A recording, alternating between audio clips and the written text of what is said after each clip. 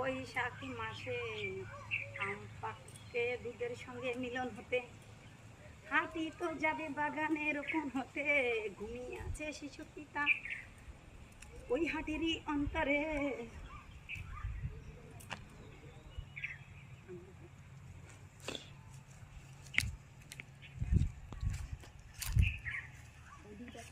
এইদিকে তো ওই উপর পর্যন্ত দেখি আবার এই দিকে তো উপর দেয় দে ওইটা পাখিতে খাচ্ছে দেখা দে পাখিতে খাচ্ছে দেখা ঝুমকা